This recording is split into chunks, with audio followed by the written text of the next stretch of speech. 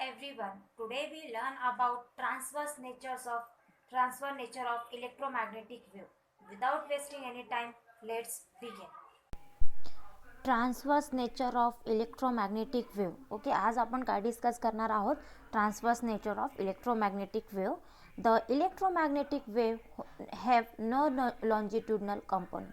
Okay, electromagnetic wave जी आहे ती लॉन्जिट्युडनल कंपोनंट नाही आहे. Let the wave propagation along X direction then.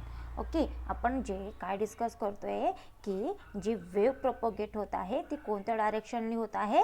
X डायरेक्शननी, है ना. तर आपण म्हणू शकतो की E R is equals to E X is equal to काय आहे? 0 आहे आणि B X is equals to काय आहे? 0, है ना. कारण की आपण काय म्हणतोय की इलेक्ट्रोमॅग्नेटिक, है ना, म्हणजे इलेक्ट्रिक आणि मॅग्नेटिक. आपण कॅरेक्टरिस्टिक येस्टरडे व्हिडिओ लेक्चरमध्ये आपण डिस्कस केला होता की कॅरेक्टरिस्टिकमध्ये इलेक्ट्रोमॅग्नेटिक, है ना. इलेक्ट्रोमॅग्नेटिक काय असते? इलेक्ट्रिक आणि मॅग्नेटिक फील्ड वेक्टर, है ना. तर काय असेल? इलेक्ट्रिक फील्डला आपण ईनी डिनोट करतो आणि मॅग्नेटिक फील्डला कशाने डिनोट करतो आपण? बीनी. तर आपण जर म्हणतोय की इलेक्ट्रोमॅग्नेटिक वेव्ह जी आहे ती प्रोपोगेट कोणत्या डायरेक्शननी होत आहे? अलॉंग दी एक्स डायरेक्शननी. तर आपण म्हणू शकतो equation E X is equals to काय आहे? 0 आणि B X is equal to काय आहे? 0.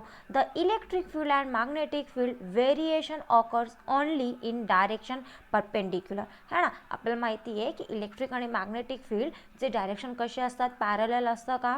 नाही. ती कशी असते? इलेक्ट्रिक आणि मॅग्नेटिक फील्ड नेहमी कोणत्या कशी असते? एकमेकांना परपेंडिक्युलर डायरेक्शनमध्ये फ्लो होती, है ना.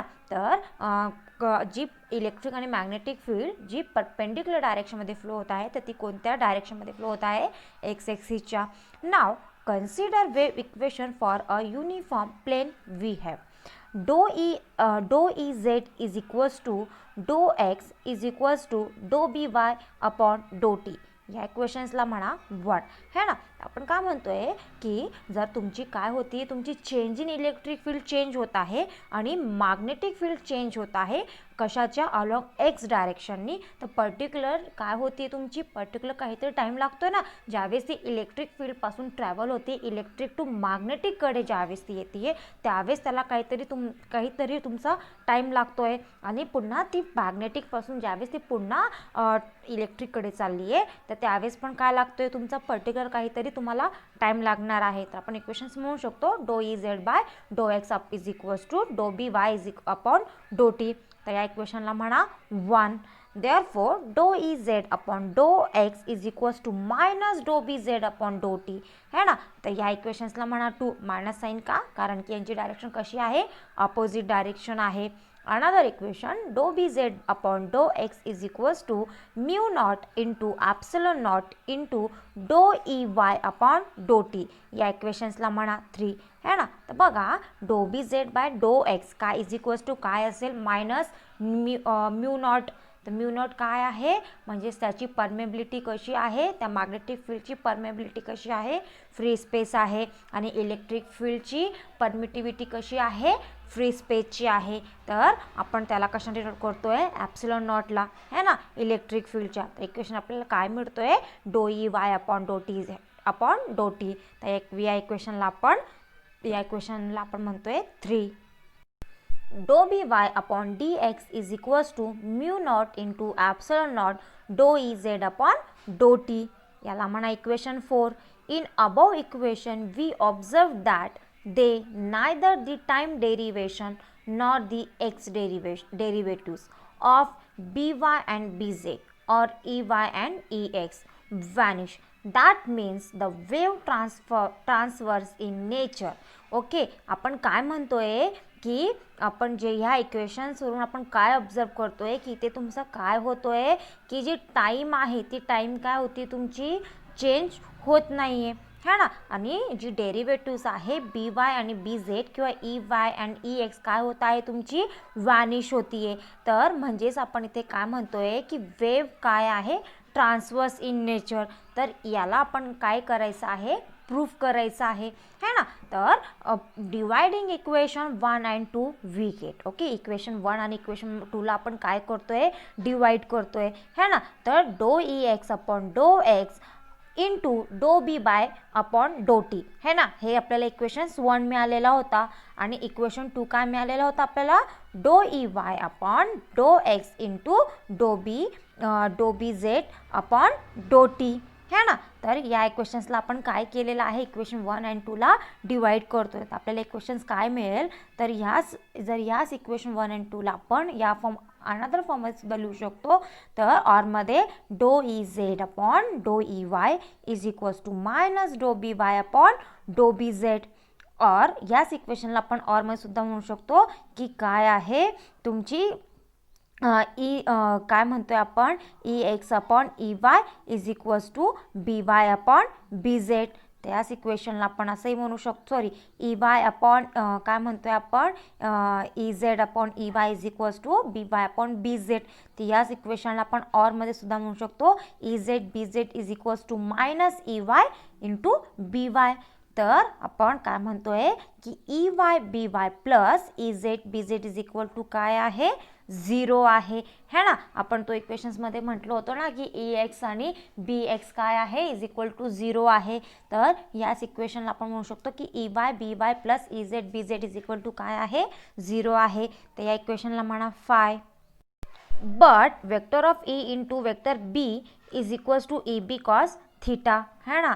बघा आपण काय म्हणतोय की ई वाय बी वाय आणि E Z B Z is equal to काय आहे, 0 आहे. म्हणजेच 0 आपण काय, आपल्याला माहिती आहे की वेक्टर ऑफ ई आणि वेक्टर ऑफ बी काय असतो, कॉस थीटा है ना. म्हणजे जी तुमची ॲक्सिस आहे वेक्टर ई आणि वेक्टर बीचा जे अँगल आहे तो अँगल कशाचा असतो, थीटाचा असतो. म्हणजेच काय, कॉस थीटा म्हणजे कॉस 90. कॉस 90ची व्हॅल्यू किती काय असते, 0 है ना. तर आपल्याला माहिती आहे की vector of E into vector of B काय आहे, is equals to E B cos theta.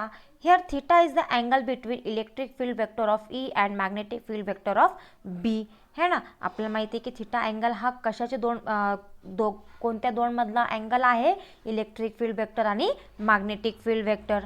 Therefore vector of I E Z plus vector of J E Y plus vector of K E Z. Okay, I J काय आहे, I जे के हे काय आहे, unit vector आहे है ना. तर आपण काय करतोय, इलेक्ट्रिक फील्ड आणि मॅग्नेटिक फील्डमध्ये आपण या व्हॅल्यू युनिट वेक्टरला पुट करतोय. तर आपण म्हणू शकतो की vector of I E X plus vector of J E Y plus vector of K E Z into vector of I B X plus vector of J B Y plus vector of K B Z is equals to काय आहे, A B cos theta आहे है ना. म्हणजे electric फील्डच्या आपण एक angle आपण युनिट वेक्टरने काय करतोय, पुट करतोय आणि मॅग्नेटिक फील्ड म्हणजेच मॅग्नेटिक फील्ड म्हणजे बी वेक्टर है ना. तर ह्या दोघांचे इक्वेशन आपण काय करतोय, पुट करतोय. ह्या दोन इक्वेशन्स काय म्हणतोय आपण, इज इक्वल्स टू काय आहे, ए बी कॉस थीटा आहे. तर याच इक्वेशनला आपण ऑरमध्ये सुद्धा लिहू शकतो, ई एक्स म्हणजे फक्त आपण काय करतोय, पर्टिक्युलर एक इक्वेशन आपण एक्स एक्स वाय वाय आणि झेड झेडचे इक्वेशन आपण एका साईडमध्ये लिहून घेतोय है ना. तर आपण म्हणू शकतो याच इक्वेशनला आपण असं म्हणू शकतो, E X B X plus E Y B Y plus E Z B Z is equals to काय आहे, A B cos theta. But E X is equals to 0 and B X is equal to 0 है ना. आपण म्हटलं ना E x आणि B x काय आहे, 0 आहे. तर याच इक्वेशनला आपण असे सुद्धा म्हणू शकतो, E X B X is equal to 0 है ना. आपण जे E X is equal to 0 आणि B X is equal to 0 हा जे इक्वेशन होता, तर याच इक्वेशनला आपण या फॉर्ममध्ये सुद्धा लिहू शकतो, E X into B X is equal to काय आहे, 0 आहे. Therefore E Y B Y plus E Z B Z is equals to A B cos theta है ना. आता आपण काय, एक्स आपल्याला ई एक्स आणि बी एक्स काय आहे, 0 आहे. तर आपण अनदर आता काय कन्सिडर करतोय, ई वाय बी वाय आणि ई झेड आणि बी झेड हे काय, आता हे पण इक्वेशन्स काय आहे, A B is equals to cos theta. Hence A B cos theta is equal to 0 है ना. तर थीटा इज इक्वल टू 0 हे आपण इक्वेशन्स 5 मध्ये बघितलं होतं ना की A B cos theta is equal to काय आहे, 0 आहे. तर therefore cos theta is equal to काय आहे, मग 0 है ना. A B cos theta is equal to 0 म्हणजेच cos theta is equal to काय आहे, 0 आहे. Therefore theta is equals to pi by 2 radius है ना. मग थीटा इज इक्वल्स टू काय असतो तुमचा, पाय by 2 Radiance. Thus vector of E into vector of B are at right angle to each other है ना. तर आपण म्हणू शकतो की वेक्टर ऑफ ई आणि वेक्टर ऑफ बी काय आहे, राईट अँगल आहे टू इच अदर.